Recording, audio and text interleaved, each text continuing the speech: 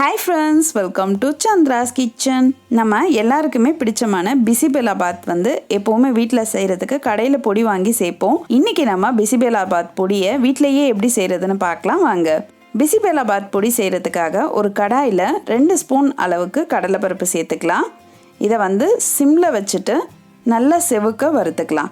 இது ஒரு அளவுக்கு செவந்ததும் நம்ம 2 ஸ்பூன் அளவுக்கு தனியாவை இதோட சேர்த்துக்கலாம். சேர்த்துட்டு இத வறுத்துக்கலாம்.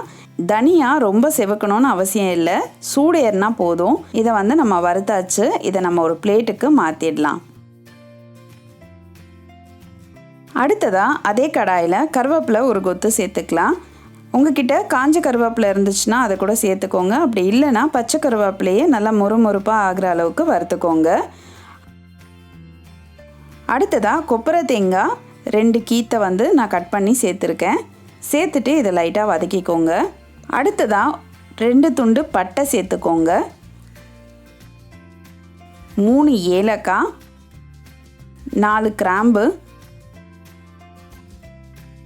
1 ஸ்பூன் கசகசா. இது எல்லாத்தையும் சேர்த்து நம்ம மறுபடியும் லைட்டாக வறுத்துக்கலாம். இது வந்து சூடு ஏறினா போதும், ரொம்ப செவக்காக வறுக்கணும்லாம் அவசியம் இல்லை. லைட்டாக சூடு ஏறினதும் இப்போ நம்ம இதை வந்து ஏற்கனவே வறுத்து வச்சுருக்கிற கடலைப்பருப்போடு சேர்த்துடலாம். அடுத்ததாக காஞ்ச மிளகா ஒரு 15 காஞ்ச மிளகாவை இதோட சேர்த்துக்கோங்க. இது கூட கொஞ்சம் கல் உப்பு சேர்த்துக்கோங்க. காஞ்ச மிளகா நெடி வராமல் இருக்கும். இப்போ இது எல்லாத்தையும் சேர்த்து நல்லா வந்து வறுத்துக்கலாம். இப்போ நான் ஸ்டவ்வை ஆஃப் பண்ணிவிட்டேன். 1 ஸ்பூன் அளவுக்கு பெருங்காயத்தூள் இதோட சேர்த்துருக்கேன். இப்போ நம்ம கடலைப்பருப்பெல்லாம் வறுத்து வச்சுருக்க கலவையில் இந்த காஞ்ச மிளகாவையும் சேர்த்துடலாம்.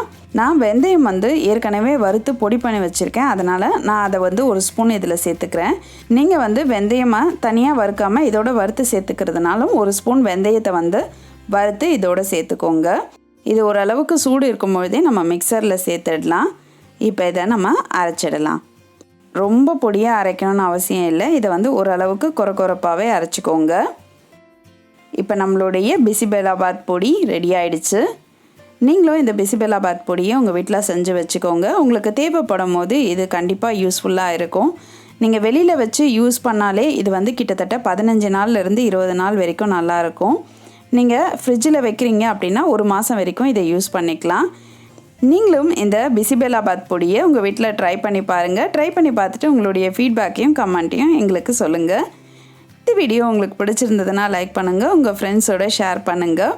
இது வரைக்கும் சந்திராஸ் கிச்சனுக்கு சப்ஸ்கிரைப் பண்ணாமல் இருந்தீங்கன்னா சப்ஸ்கிரைப் பண்ணிவிடுங்க. பக்கத்தில் இருக்கிற பெல் பட்டனையும் ப்ரெஸ் பண்ணுங்கள். நான் இன்னொரு சுவாரஸ்யமான ரெசிபியோடு உங்களை சந்திக்கிறேன். நன்றி, வணக்கம்.